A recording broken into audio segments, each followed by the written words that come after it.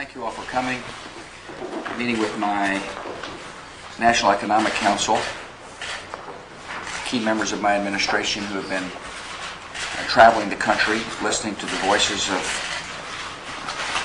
small business people, entrepreneurs, workers, listening to their concerns about our future, and at the same time explaining to them how we address the economic issues of our country. This administration is firmly committed to the principle that if people have more of their own money, they're likely to spend it on a good or a service, which means somebody is more likely to be able to find work. We're committed to the notion that investment of capital equals jobs. And so therefore our policies are aimed at encouraging investment and job creation as well as consumer confidence and spending. And we are confident that when the Congress listens to the people, that they will support this plan. It's an important economic plan, and it's one that we look forward to vigorously working with Congress to get it done here. I'll be glad to take some questions. Let me start off with Angle. Mr. President, what would it take at this point to avoid a war with Iraq? Full disarmament. Dave? Could you expand on that, sir? Well, there's only one thing. There's full disarmament. The man has been told to disarm. For the sake of peace, he must completely disarm. I suspect we'll see him playing games. That the world will say disarm, and he will all of a sudden find a weapon that he claimed he didn't have. Happened this morning. I suspect that he will try to fool the world one more time. After all, he has had a history of doing that for 12 years. He's been successful at gaming the system. And our attitude is it's now time for him to fully disarm. And we expect the Security Council to honor its word by insisting that Saddam disarm. Now's the time. David. Mr. President, one of the uncertainties about the economy is the possibility of a war.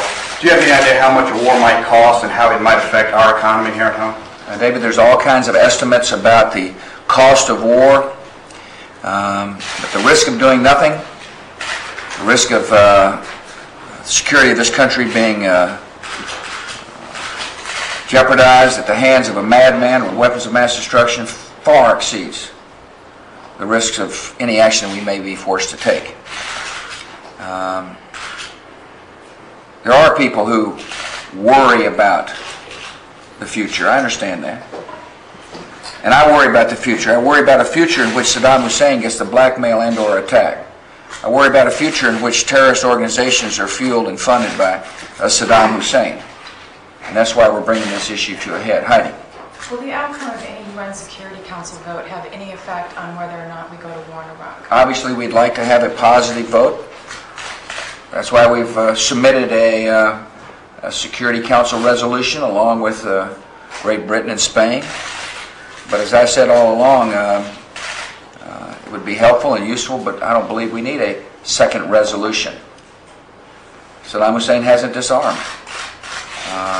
He may play like he's going to disarm, but he hasn't disarmed. And for the sake of peace and the security of the American people, he must disarm. Cornell. So how big and what kind of sacrifices will be asked of the U.S. troops, their families, the American public should decide whether or not? Well, anytime you put a troop into harm's way, that in itself is a sacrifice. First of all, and that's why war is my last choice. That's why I've said all along I would hope that the world would come together to convince Saddam to make the decision to disarm. Perhaps the biggest risk in the theater, if we were to commit our troops, is Saddam himself. He shows no regard for human life in his own country. After all, he's gassed them. He's used the weapons of mass destruction on his own people that he now claims he doesn't have. He tortures people. He brutalizes them. Could care less about human condition inside of Iraq. And so I think one of the biggest dangers we face, and if we go to war, is how he treats innocent life. And it is important for Iraqi leadership and Iraqi generals to clearly understand that if they take innocent life, if they destroy infrastructure, they will be held to account as war criminals.